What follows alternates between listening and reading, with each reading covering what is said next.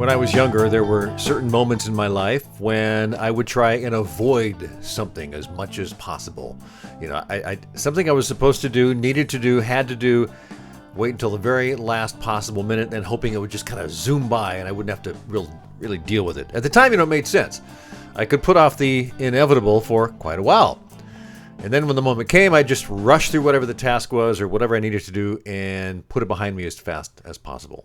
In my younger radio days, early 20s, I think I was. It was fun being behind the microphone at a radio station, but I was asked to be an MC at a Halloween costume contest at a local mall, and there was going to be hundreds of people there, and I thought, I can't do this. But I said, okay, I'll do it, maybe because they said you have to do this. I don't remember the exact circumstances.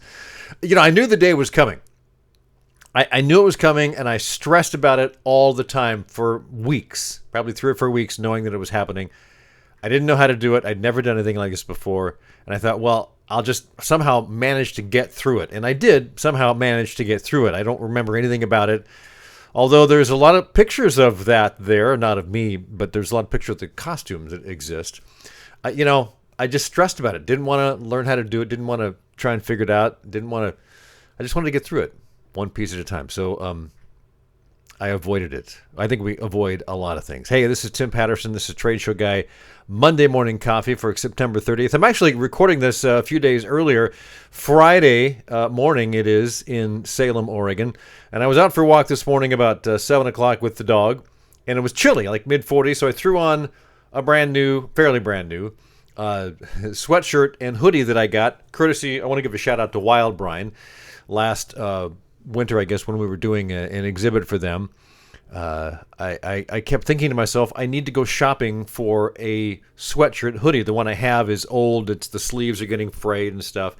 And after the project was done, Joni at Wild Brian was very nice, and she sent me a care package. And I opened it up, and I went, this is what I've been looking for. It's a sweatshirt with a hood on it. So shout out to them. I've been still wearing it because, don't turn the heat on yet. It's fall. Why would you do that, right? It's probably in the mid-60s inside the house. So anyway, there we go.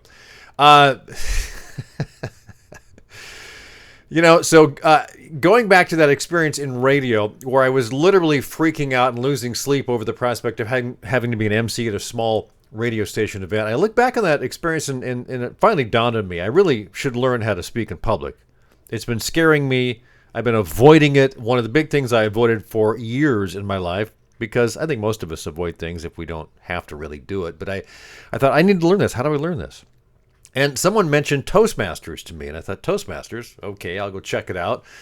And about the time I turned 40, I joined a Toastmasters group and slowly figured out what public speaking was. Got pretty comfortable at it. I still do it on occasion, not a lot, but it's kind of fun, and I learned it's a craft. You learn how to do it. You prepare for it. You organize it. You write it.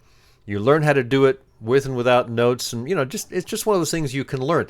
In fact, in the several years that I was in that group, I entered several contests, local, regional, and won the humor speaking contest at a few levels for a couple of years. That was a lot of fun. So I figured out a lot about public speaking. I had come to the point of no longer avoiding it. So why do we avoid things, whether in personal or business life? Mainly it's because it's a stressful situation. We want to avoid stress. I think we do it more than we think we do. Certainly there are times when we feel comfortable and we don't hesitate to speak up and say what's on our mind or to jump into something we might otherwise avoid. But avoidance of a stressful situation is a way of coping. There may be that person at work who just makes you uncomfortable by their actions, and you go out of their way to having to deal with them. You hear them down in like the commissary, the kitchen, and you go, I'm not going to the kitchen to get my lunch right now, to the fridge. I'm just going to wait till they're gone. You see it happen in organizations, kicking the can down the road, the political world, when dealing with something as so difficult as the organization, which will last longer than the people sitting on the board or on the city council or in Congress, will simply decide not to decide, and they'll just, kick the can down the road. It's a difficult decision. We can't do it right now. We'll just leave it for the next people. We might avoid doing things like cleaning house because, it's a big mess and we know it'll take a lot of time and energy. It's just a big project. We might avoid going out to dinner with someone we just met because we think, we're horrible at small talk, for instance. We might avoid taking a walk every day because, even though we know it's good for us, it's the weather isn't good. There's something on TV. I got other things I should do. So we avoid for much of our life. Lots of times we have good excuses. Some of them are, pretty reasonable. Much of the time we avoid things because it's the easy way out. Are you taking the easy way out and avoiding things that you should be doing? Are you avoiding things because it's a good thing to avoid whatever it is you're avoiding? Maybe there's a valid reason. So how do you stop avoiding things like having that difficult conversation or taking on a big project, whatever it may be, at work or home, or the chance that you'll make someone angry? That's a question that I've asked, and I've come up with something. A friend of mine and I used to ask this. We'd go on vacation. You probably heard me talk about this. We go every year down to Monterey, and years ago we started asking ourselves, hey, maybe we should go do something. And then we'd say, what's the worst that could happen? Who's going to stop us? And so I think that's a good way to frame it. What's the worst that can happen? Will I end up dead? Well, probably not. So that won't be the worst that could happen. Will I be embarrassed and shunned? Yeah, probably not. So what's the worst that can happen? Can I handle the worst? Yeah, I can handle it, no matter what it is. So, who's going to stop you? Only you. That's who. So take that big project and break it down into a series of small pieces. Instead of assuming that difficult conversation will go bad, consider what good could come out of it. Consider, what can I learn from it? So if you talk to yourself in a negative way and examine all the bad things that can happen, you got to catch yourself and go down that rabbit hole. Don't go down it. Yeah, don't go down it. Do your best to control your behavior. You can't control the outcome, but you can control your behavior most of the time anyway. For instance, I do a lot of sales and, calling people up that you've met or haven't met, and you're just trying to introduce yourself to them. That's a difficult thing to do. I can't control if they're going to buy from me. I can avoid making the call, but if I, control my behavior and know that I got to make, 10 calls today, 10 tomorrow, whatever the number is, I can't control the outcome, but I can control the behavior. So you can't control the outcome, but you can control your behavior. And also be as objective as possible. It's hard to get out of our own way. Kind of put yourself as, I'm way up here, I'm looking down at this situation. Just to see what happens when I put myself in this situation. So objectivity can go a long way. Yes, avoidance happens probably more than we'd like to admit, but if you recognize it, you can take steps to deal with it. It's all about learning and moving forward. The less you avoid simply for the sake of avoiding something that stresses you out makes you more prepared to handle it the next time. All right, so that's my riff on avoidance. I got a trade show tip of the week I want to share with you. Comes from my second book, Trade Show Superheroes and Exhibiting Zombies, available on Amazon. The list is 10 things to look for in competitors' trade show booths. Yes, when you go to a show, you want to try and pitch your products, but check out your competitors. Here's what you should be looking for. You make time to walk the floor and just see who's there, first of all. And if there's a competitor, look for a few things. New products or services. What are they launching? What's in the booth that wasn't there last year, for instance? Who is not in the booth? Do they have new people? They have someone new that you don't recognize, a new management person, for example. Number 2, size of the booth. Did the booth increase or decrease in size? And does that increase or decrease tell you something about them? Do they have a brand new booth? Same size, but man, it's just entirely different. And do they do that every couple of years? Are they investing heavily? I mean, you can see all these things and read, what their plan is by seeing their booth, because it's all on display. That's what trade shows are all about. Number 3, lead generation. Do you get a good sense of what their lead generation and capture methods are? Number 4, people. I mentioned that. Who's there? Do they have management along with booth staffers? How many are there? Number 5, preparation and engagement. Does the booth staff act prepared, or do they look bored and not sure what they should be doing?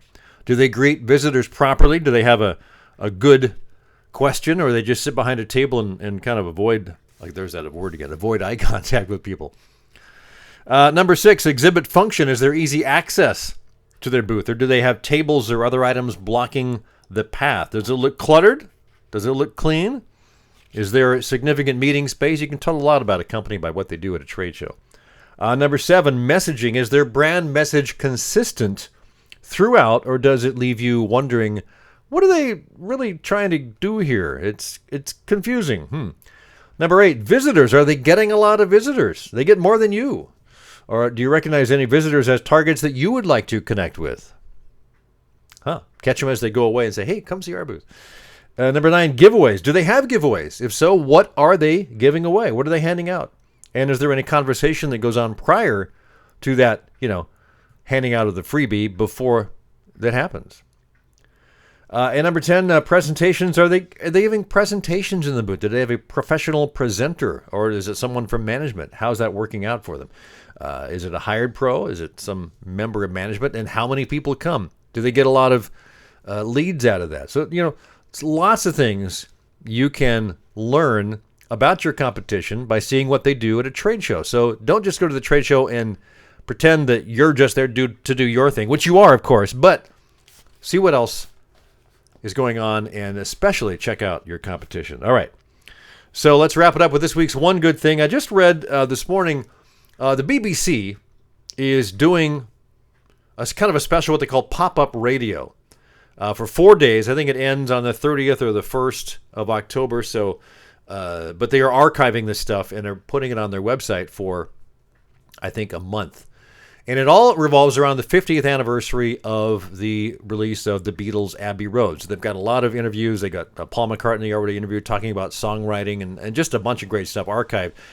Hour-long programs, half-an-hour-long programs, 2-hour-long programs. I'll put a link in the show notes to the BBC Two pop-up radio archive, but check it out soon because this stuff will only be there by the time this comes out on Monday the 30th for another 3.5 weeks. So take a look if you're a Beatle fan. BBC Two's pop-up radio. That's this week's One Good Thing. Have yourself a great week. It'll be October next time we connect again. I know. Halloween and all that stuff. Have yourself a great week.